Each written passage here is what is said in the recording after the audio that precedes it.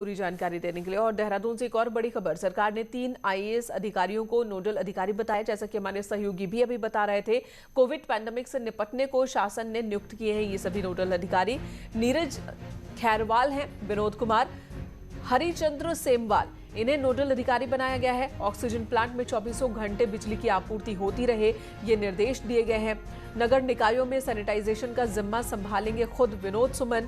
प्रवासियों को quarantine centre की व्यवस्था देखेंगे हरिचंद्र सेमवाल। यानी कि सबकी जो जिम्मेदारी है वो बांट दी गई है, ताकि किसी भी दिशा में कहीं कोई कमी किसी भी क्षेत्र में न रह जाए।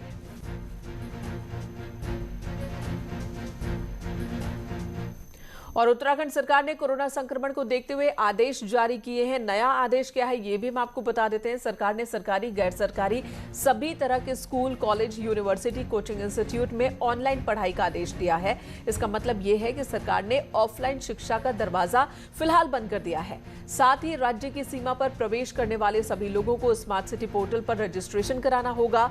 इस फैसले के साथ ही होम डिलीवरी का काम करने वाले कर्मचारी को छूट दी गई है। साथ ही परीक्षा देने वाले छात्रों को एडमिट कार्ड दिखाना होगा और तभी उन्हें राज्य में प्रवेश की इजाजत होगी।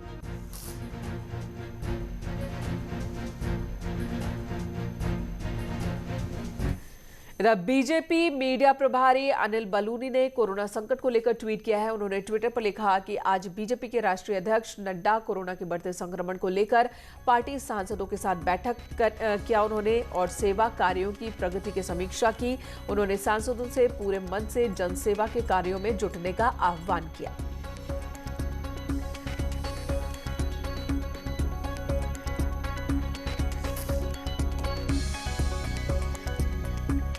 बीजेपी के राज्यसभा सांसद और साथ ही मीडिया प्रभारी अनिल बलूनी जो लगातार एक्टिव नजर आ रहे हैं, जबकि खुद भी कोरोना संक्रमित रहे, बावजूद इसके कोरोना के हालात और क्या कदम उठाए जाने चाहिए इसे लेकर केंद्रीय मंत्रियों के साथ लगातार उनकी मीटिंग्स भी चलती रही।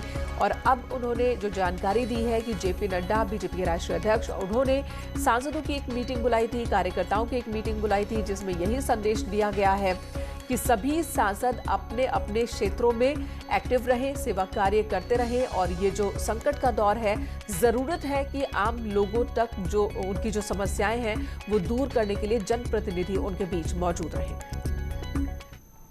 इधर कोरोना संक्रमण के बीच दूसरे राज्यों से आ रही खबरों को देखते हुए देहरादून में ऑक्सीजन को लेकर मारामारी मच गई थी। लोगों को आशंका है कि कहीं ऑक्सीजन की कमी ना हो जाए, इसलिए लोग ऑक्सीजन सिलेंडर खरीदने के लिए भागदौड़ कर रहे हैं। खबर यह भी है कि घरों में ऑक्सीजन सिलेंडर जमा कर रहे हैं, जिसकी वजह से 90% सिलेंडर रिफिलिंग के लिए वापस ही नहीं पहुंच रहे।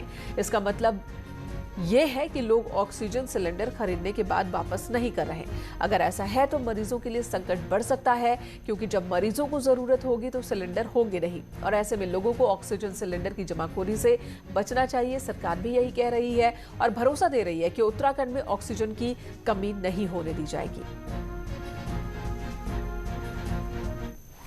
अल्मोड़ा में तेजी से कोरोना मरीजों की संख्या बढ़ने से जिले के सभी 11 ब्लॉकों में प्रशासन ने 31 कोरोना केयर सेंटर बनाया है, जहां पर बिना लक्षण वाले कोरोना मरीजों को रखा जाएगा। और साथ ही जिला प्रशासन, कुमाऊं मंडल विकास निगमों के गेस्ट हाउसों को और निजी होटल्स को भी कोरोना केयर सेंटर बनाया गया। आपको बता दें, रानीखेत अस्पताल में केवल गंभीर मरीजों को ही रखा जाएगा। उन्होंने फार्मासिस्ट और डॉक्टर की दोनों एक साथ, हम कहते हैं माइल्ड एसिम्टोमेटिक या बहुत ही माइल्ड सिम्टम्स वाले जो पेशेंट होते हैं उनको या तो हम होम आइसोलेशन में रखते हैं। अगर होम आइसोलेशन में सुविधा नहीं होती है तो उनको फिर हम कोरोना केयर सेंटर में रखते हैं। तो उसके लिए डीएम सर ने सारे ब्लॉक्स में कोरोना केयर सेंटर्स बना दिए हैं। कहीं पे आपके जो केएमवीएन के गेस्ट हाउस हैं या कुछ होटल्स हैं जो पहले से ही डेजिग्नेटेड हैं हमारे 31, तो उन्हीं में से एक्टिवेट कर रहे हैं, तो उसमें कोई टेंशन की बात नहीं। उधर नैनीताल